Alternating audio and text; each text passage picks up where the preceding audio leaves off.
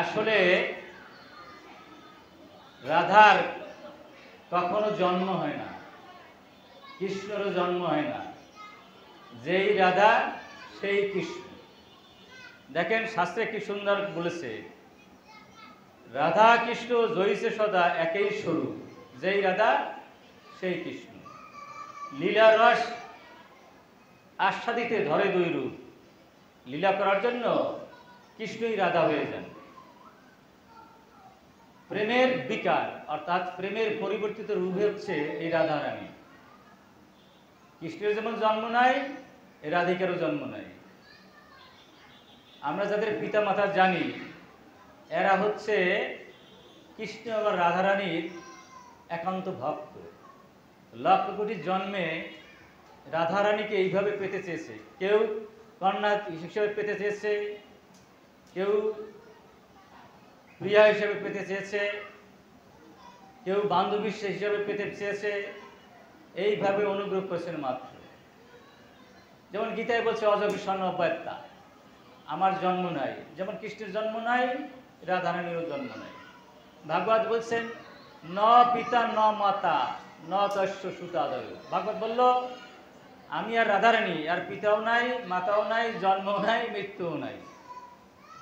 কখনো কখনো ভক্তকে কৃপা করার জন্যে আমরা আবির্ভূত হই। আমরা যদি ছোট্ট করে বলি, সংক্ষেপে সোজা করে, তাহলে আর বুঝবো। এই যে বড় সেবক হচ্ছে সূর্যদেব। সূর্যদেব রাধাকে কৃষ্ণকে 24 ঘন্টা সেবা দিচ্ছে, রাধারানীর ভক্তকে। সূর্য যদি 1 মিনিট চলে যায়, আমরা কেউ বাঁচবো? আমাদের এই সূর্য বাঁচাই রাখছে, তাই না? আমাদের শরীরের তাপ সূর্য থেকে আসে।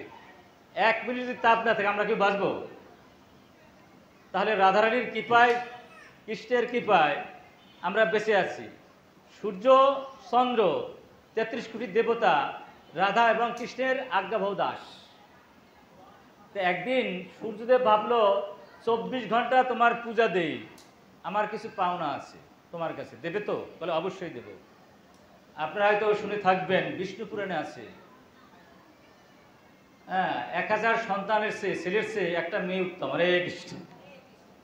কারণ মেয়েরা যত তাড়াতাড়ি বাপ মাকে উদ্ধার করতে পারে, অত তাড়াতাড়ি আর কেউ উদ্ধার করতে পারে না। 60 দিনে বাবা মাকে মেয়েরা উদ্ধার করে। বিষ্ণু পুরাণে আছে যে 3টা মেয়ে যদি সৎপাত্রে বিয়ে দেওয়া যায়, ওই বাপ মার কোনো সাধন ভজন লাগবে না, নির্বিচারে বৈকুণ্ঠধাম প্রাপ্ত হবে। হরে কৃষ্ণ। বোঝা যায়নি? 3টা মেয়ে নির্দ্বিধায় যদি সৎপাত্রে দান করা যায়, তাহলে কি হবে? আপনার তার বাবা মা বৈকুণ্ঠধাম প্রাপ্ত হবে।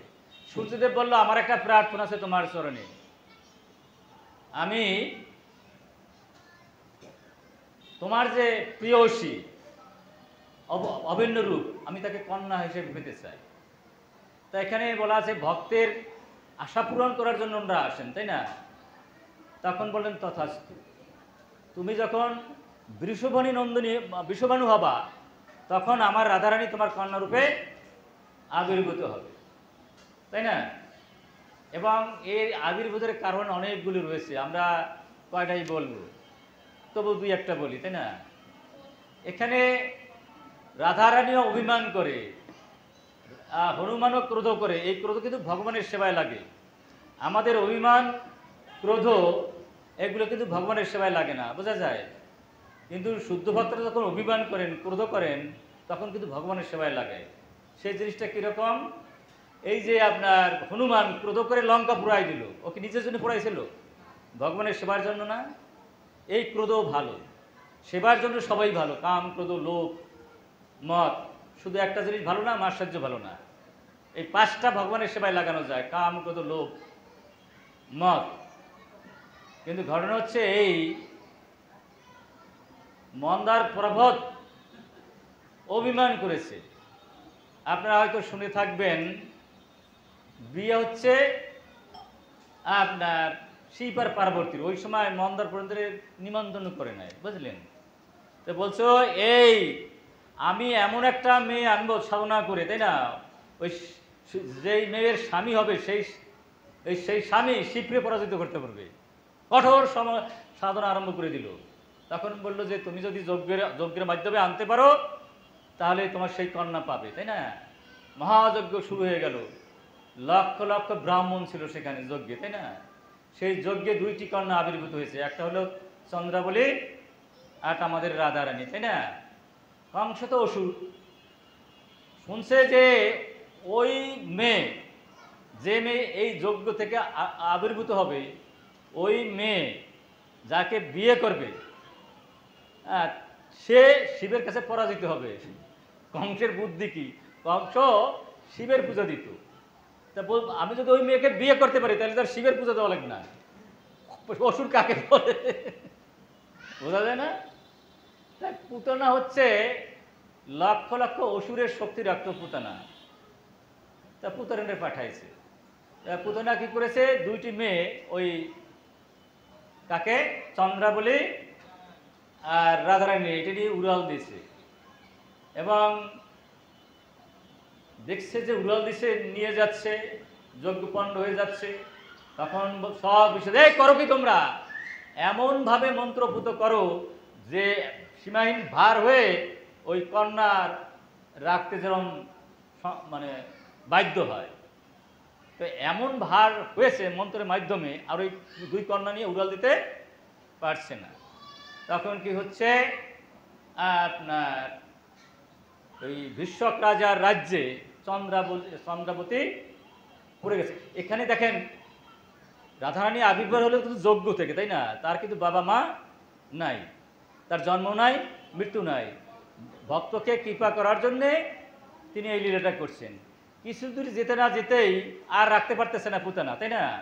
তখন ওই আপনার যেহেতু ভগবান তাকে বলছে আমার প্রিয়সী তোমার কন্যা হবে, তাই কি করছে, বিষভানু নন্দিনীর বিষভানু রাজ্যে কি করেছে, একটা পদ্ম ফুলের মধ্যে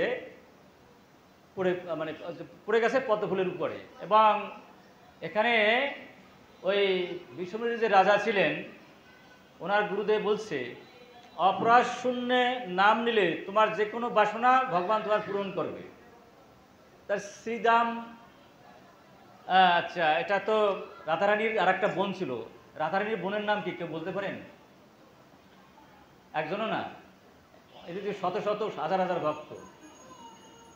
রাধারানীর বোনের নাম কি? এই সামনের ভক্ত বলো। অনঙ্গ মঞ্জুরি। আর একটা ছেলেও ছিল। তো বলছে যে আমার যদি আর একটা মেয়ে হতো আমার জীবন সার্থক হতো, গুরুদেবকে বলছে। তখন গুরুদেব বলছে তুমি যদি অপরাধ শূন্য ব্রহ্মখানির নাম জপ করো তোমার এই বাসনা পূর্ণ হবে।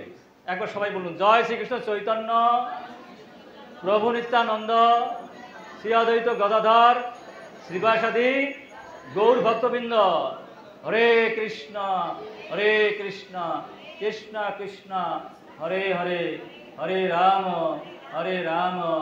রাম রাম হরে হরে। এইভাবে 1 কোটি নাম যখন অপরাশূন্য হয়েছে, একদিন উনি যমুনার পাড়ে দেখে কি ওই একটা কন্যা, ওই পদ্ম ফুলের উপরে মানে আনন্দ ফুর্তি করতেছে, হাত পা নাড়াচ্ছে, তাই না? উনি যত্ন করে নিয়ে আসছে, কিন্তু দুর্ভাগ্য এত তপ্ত কাঞ্চন, সোনার রঙ তার, তাই না? এত রূপ আর কেউ রঙে নাই। কিন্তু ওই মেয়ের অন্ধ, মানে চোখে কিছু মানে এটা একটা ব্যাপার হচ্ছে, যারা সতী নারী তারা পতি ছাড়া আর কেউ মানে মুখ দর্শন করবে না। উনি যখন আসবেন কৃষ্ণের সাথে কথা দিয়েছেন যে আমি কিন্তু যেতে পারি, যতক্ষণ পর্যন্ত তোমার মুখ দর্শন না করব ততক্ষণ পর্যন্ত আমি কিন্তু চোখ খুলব না, তাই না? অনেক বড় ইতিহাস। এই খবর তো নারদ মুনির কানে গেছে যে ভগবান আবির্ভূত হয়েছে, আর ভগবানের আবির্ভূতের পরেই রাধারানী আবির্ভূত হবে। উনিও কল্প কল্প যুগ সাধনা করছে, আমি যদি রাধারানীর ওই শিশুরূপ দেখতে পারতাম আমার জীবন ধন্য হতো। তা উনি তো বিভিন্ন জায়গাতে খুঁজতেছে, সবারই আশীর্বাদ করে। এবং ওই যখন বিষভানু রাজার কাছে আসছে যে বাবা তোমার ঘরে কোনো মেয়েটে আসছে, তাহলে বাবা কি আর করবো, দুঃখের আর শেষ নাই, মেয়ে একটা আসছে তোমার দেখানো যাবে না, আসলে অন্ধ। এখন ওই নারদ মুনি তো বুঝতে পারছে ঘটনাটা কি, তাই না? যেই অন্ধ মেয়েটাকে কোলে নিয়েছে রাধারানী প্রেমে পাগল হয়ে গেছে, কারণ প্রেমের সাগর নামই কৃষ্ণ হচ্ছে প্রেমের বিষয়, আর রাধারানী হচ্ছে প্রেমের আশ্রয়। সেই রাধারানী যে কোলে নেয় তার কি প্রেমে পাগল হবে না? তো এখানে আমাদের যারা কুতর্ক করে অনেকে, বুঝলেন, যে কৃষ্ণ পরনারীর সাথে লীলা করছে, এটা কিন্তু ঠিক না। যখন ব্রহ্মা, দেখেন ঘটনা কি, রাধারানীর সাথে কৃষ্ণের কয়েকবার বিয়ে হয়েছে, কয়বার সময় নাই, এত সময় বলা যাবে না, একবার দুইবার না, বহুবার রাধারানীর সাথে কৃষ্ণের বিয়ে হয়েছে। যখন ব্রহ্মা সব কিছু হরণ করে নিয়ে গেল, তাই না, তখন ভগবান শ্রীকৃষ্ণ ভাবলেন সর্বনাশ, এই গরু বাছুর আমার বন্ধুরা এরা এরা এক তো হরণ হয়ে গেছে, এটা যদি আমি খালি হাতে যাই ব্রজ মায়েরা খুব দুঃখ পাবে, সুতরাং আমি সব ব্রজবালক হয়ে যাব, তাই না, আমি সব ব্রজবালক হয়ে যাব, আমি সব কিছু এভাবে হয়ে যাব। আচ্ছা গেল, এখন ওই যে যত ব্রজবালক ছিল ওই আপনার ব্রজধামে সবাই তো কৃষ্ণ নাকি? এই সময় যোগমা বলছে এখন একটা শুভক্ষণ, এই সময় যার যার মেয়ে বিয়ে দেবা, এই তোমরা সহ স্বামী স্ত্রী সহ সকালেই বৈকুণ্ঠ প্রাপ্ত বলে কৃষ্ণ। তখন ওই কৃষ্ণের সাথেই তো সমস্ত ব্রজ গোপীদের সাথে বিয়ে হয়ে গেল নাকি, বল না? তাহলে সে কি পরনারীর সাথে লীলা করছে বলুন? এটা যারা জানে না, বোঝে না, তারা উল্টা পাল্টা কথা বলে, তাই না? এবং যেমন জানেন, আমরা যদি পদ্মপুরাণের দিকে তাকাই, পদ্মপুরাণেও ওই ঘটনাটা ঘটেছে, তাই না? এই যে এদের দিয়ে বড় ছোট বিচার করা যাবে না, এটা চিন্ময়, আমরা তো জড় বস্তু, আর রাধা রানী হচ্ছে চিন্ময় বস্তু, তাদের বড়ও নাই ছোটও নাই, তারা অনন্ত ব্রহ্মাণ্ড ব্যাপী আছে। আবার একটা অনরনিয়ম মহত মহিমান, একটা বালির মধ্যেও থাকতে পারে, আবার অনন্ত ব্রহ্মাণ্ড ব্যাপী থাকতে পারে, তাদের এই বিচার করা যাবে না। এই বাচ্চা, হরে কৃষ্ণ, আরে থামাম, এত জোরে কথা বলে বাবা রে বাবা। এখন কার বাচ্চা? এখানে দেখুন ঘটনাটা কি, ভান্ডারী মনের কথা হয়তো শুনে থাকবেন, ভান্ডারী বন, যারা বৃন্দাবনে গেছেন তারা জানেন। সেইখানে আপনার নন্দ মহারাজের নবলক্ষ গাভী ছিল, তো উনি গাভীদেরকে মাঠে নিয়ে গেছেন, তাই না? ভগবানের কৃপায় ভীষণ বড় রকমের ঝড় আসছে, বুঝছেন। এখন সাথে ছিল, মানে কান্নাকাটি প্রতিদিন করে বাবার সাথে যাবে, আজ বাবাকে নিয়ে বাবার সাথে কৃষ্ণ চলে গেছে, তাই না? তো এখন কৃষ্ণ কোলে গরু বছর বন্যার প্রকোপে দৌড়দৌড়ি করতেছে, তাই না? এখন একসাথে দুইজনকে সামলানো এই নন্দ মহারাজের খুব কষ্ট হয়ে যাচ্ছে। সুতরাং উনি কি করবেন, দিক দিশানা পাচ্ছেন না। হঠাৎ দেখেন কি 14 বছরের একটা মেয়ে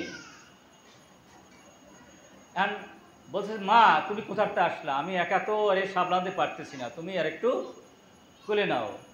এই যে মেয়েটা, তিনি হচ্ছেন রাধারানী, আর কৃষ্ণ তখন ছোট্ট একটু ছেলে। রাধারানী ওই কৃষ্ণকে কোলে নিয়ে সামলাচ্ছে, আর উনি গরুগুলো সামলাচ্ছে, বোঝা যায়। তাহলে এখানে কি আমরা মনে করবো রাধারানী কৃষ্ণের চেয়ে বড়?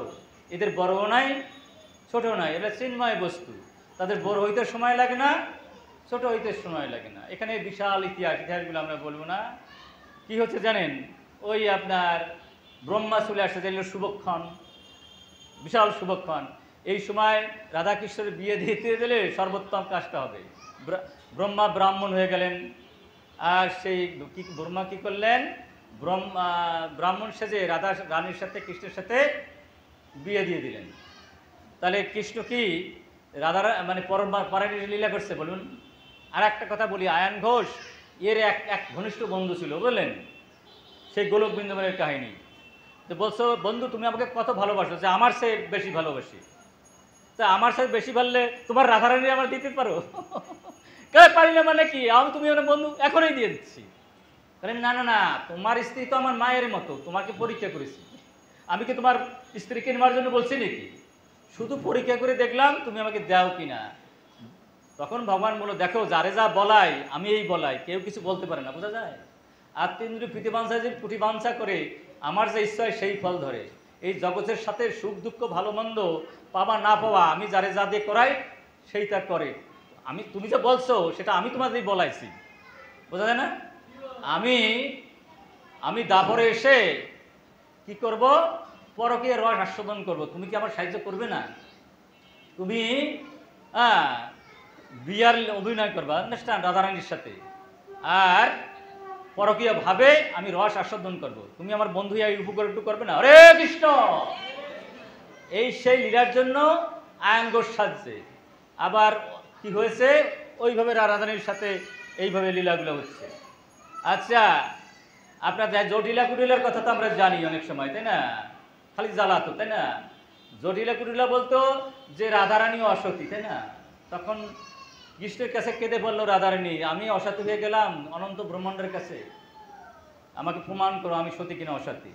তখন কৃষ্ণ বলে, ঠিক আছে, আগামী দিনই হবে সতী না অসতী। ফুটা কলসিতে যে জল নিয়ে আসতে পারবে সেই সতী নাকি? তার জটিলা কটিলা তো ভাবলো বা আমরা হলে বড় সতী, অর্ধেক পথে আসতে না তাই সব জল শেষ। কেন অসতী তার অনেকগুলো বর্ণনা আছে, আমি এখন বলবো না, এতগুলা সময় নাই বলার। কিন্তু রাধারানী যখন জল নিয়ে আসলো একেবারে নিঃছিদ্র, তাই না? সেখান থেকে ভগবান প্রমাণ করে দিল যে রাধারানী সম্পূর্ণ সতী। প্রশ্নই উঠে না, ভাবাও যাবে না যে রাধারানী আমাদের কি এক বস্তু।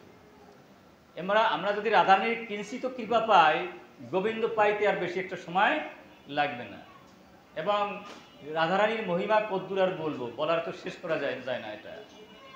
এই যে একদিন কংস কি করছে জানেন? কংস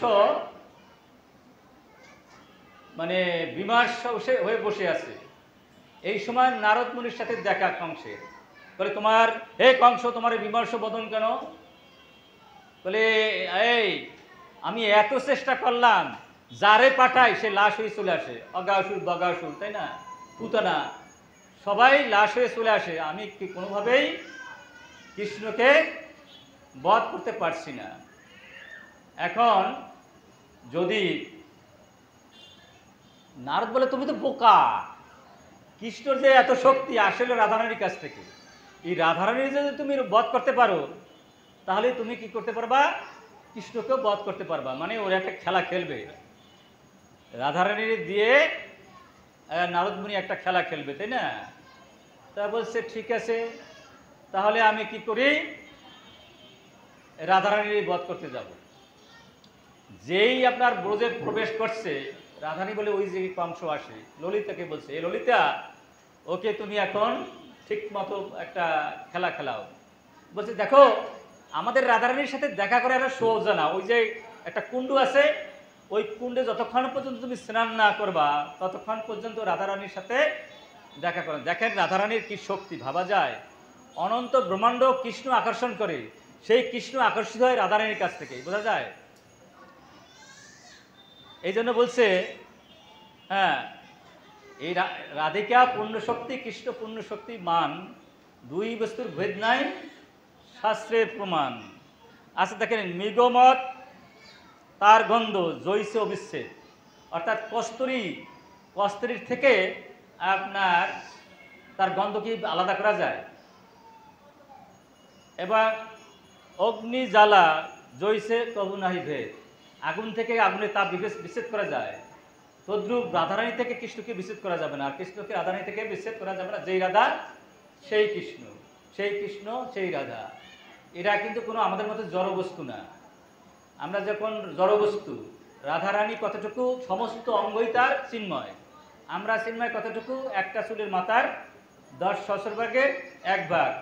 রাধাকৃষ্ণ কতটুকু চিন্ময়, পা থেকে মাথা পর্যন্ত সবটুকুই চিন্ময়।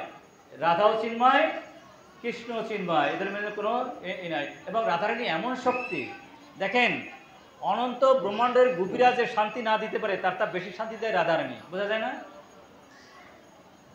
আপনার দেখেন রাস হচ্ছে, এবং যতক্ষণ পর্যন্ত আমরা সর্বকিছু ত্যাগ না করতে পারবো, এই লীলা বোঝার একটু কষ্ট, বুঝছেন?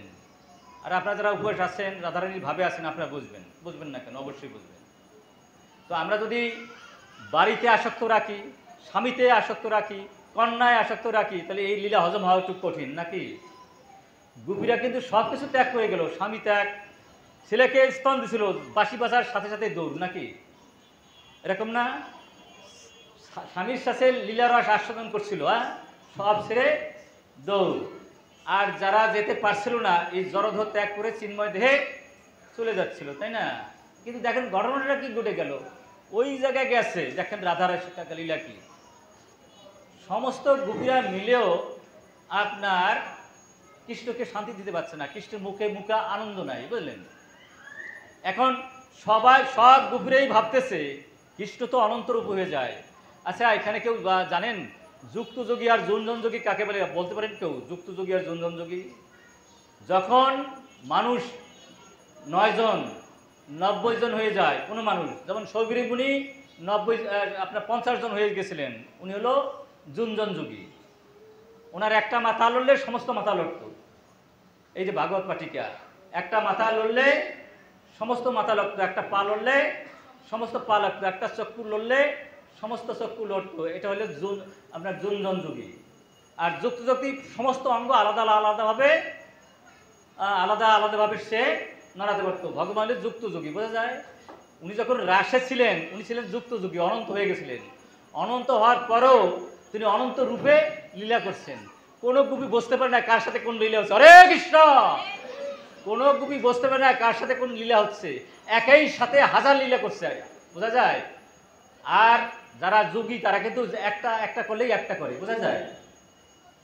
এই জন্য ভগবান অনন্ত হওয়াতে অনন্ত রূপে যখন গোপীদের কাছে ছিল, গোপীরা বুঝতেই পারে না যে কৃষ্ণ অন্যের কাছে আছে। হ্যাঁ, সবাই ভাবে আমার কাছেই আছে। এখন ভাবছে কি, হায় হায়, কৃষ্ণের বদন মলিন কেন? নিশ্চয়ই আমাদের কাছে আনন্দ পায় না। ওরা তো ছিটা ফোটা, তাই না? রাধারানী নিলে আনন্দের আশ্রয়, ভাণ্ডর থেকে ছিটা ফোটা নিলে কি চিত্ত বেজে? আর ভাণ্ড শুদ্ধ ধরলে তো হয়।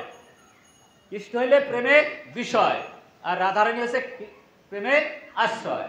তাই সেখানে যেমন আমরা শীতকালে তাওয়া তো চিনি না, আগুন থাকে। আর উপর থেকে যখন আমরা হাত দেই, আমাদের হাত পরেও না একটু তাপ লাগে। তাওয়ায় কি তাপ পায়? সব তাপ পায়। ঠিক ওই যে আমাদের রাধারানী সেই রকম, তাই না? এই অনন্ত কোটি গোপীরা তাকে আনন্দ দিয়ে সুখী করতে পারলো না। দেখেন, আপনাদের চরণগুলি মাথায় রেখে বলছি, অনেক ভক্ত এখানে আছেন, শুনুন, আমাদের একটা কাজ হলো আসক্ত মুক্তি ভগবানকে খুশি করা। গোপীরা তাই করেছে। এটুকু করতে বলে এক জন্মেই বৈকুণ্ঠ ধাম। হরে কৃষ্ণ! গোপীরা এত কিছু ত্যাগ করলো, তারপর দেখে আমার কৃষ্ণ মলিন, তখন বলে ঠিক আছে, আমরা কি করবো, একটা অহংকারে লীলা করব। এই লীলা যদি করি, ভগবান অহংকারীকে পছন্দ করে না, আমাদের ছেড়ে রাধারানীর কাছে চলে যাবে। দেখেন কাণ্ডটা কি! ভগবানের লীলা কত! ভগবান কিন্তু অহংকারীকে পছন্দ করে না। রাধারানী ভাবতেছে কি, হায় হায়, অনন্ত কোটি গোপী যে আনন্দ দিতে পারলো না, তার বেশি আমি আনন্দ দিই, তাহলে আমি কি ইম্পর্টেন্ট? বোঝা যায় তার ভিতরে একটা অহমিকা জন্মে গেছে। ভগবান বলছে, ওই রাধে, তুমি রাধে হলেও আমি ছেড়ে কথা বলবো না, আন্ডারস্ট্যান্ড? তখন হঠাৎ বলে, ঠিক আছে কৃষ্ণ, আমি তো আর হাঁটতে পারতেছি না, আমি তোমার একটু কান দিয়ে উঠতেছি। এখন ওই সময় যদি ভগবান এই সুযোগটা দিত রাধারানীতে, সমস্ত পুরুষের কাঁধে যদি স্ত্রীরা উঠতে আরম্ভ করে দিত, কিরম দেখাইতো? রাধারানী যদি উঠতে পারে, তোমার কাঁধে আমি উঠতে পারবো না কেন? না, কৃষ্ণ বলে, ঠিক আছে ওঠো, আমার কোনো আপত্তি নাই, নাকি? যেই উঠতে যাচ্ছে কৃষ্ণ হারিয়ে গেছে, বোঝা যায় না? তা হারিয়ে গেছে, আর রাধারানী তো কাঁদতে কাঁদতে অশ্রু সরোবর করছে। বৃন্দাবনের সেই সরোবর এখনো আছে। ওই সরোবরে একবারও যদি কেউ ডুব দিতে পারে, প্রেম লাভ হবেই হবে। হরে কৃষ্ণ! তা এখানে এই রাধারানীর কতখানি প্রভাব, অনন্ত কোটি গভীর আকর্ষণের চেয়ে রাধারানীর আকর্ষণ বেশি, প্রেম। এবং রাধারানীর দৃষ্টি দিলেই সাথে সাথে প্রেম সঞ্চার হয়, আন্ডারস্ট্যান্ড? এত বড় অসুর, তার কাছে যে দৃষ্টি দিছে, সাথে সাথে প্রেম প্রেম প্রেম প্রেম আপ্লুত হয়ে গেছে কংস। আর যখন ওই যেখানে দৃষ্টি দিছে, ওই যে সরোবরের বিদ্যে, সেটা প্রেম সরোবর হয়ে গেছে, বোঝা যায়? ওই প্রেম সরোবরে যখন ডুব দিছে কে? কংস। ও মহিলা হয়ে গেছে, গুপি।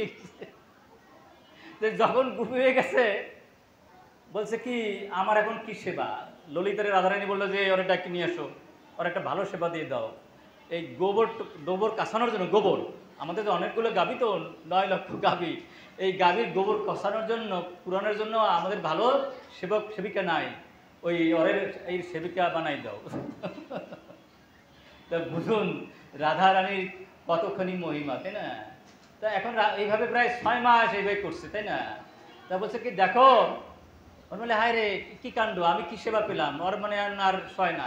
বলে আবার যদি তুমি ব্রজে আসতে চাও তাহলে যে এমন একটা ব্যবস্থা করে দেবো, ওই যে গাভীর কাছ থেকে যে এই করে গোবর পড়বে, মাটিতে পড়ার আগে তোমার ধরে রাখতে হবে।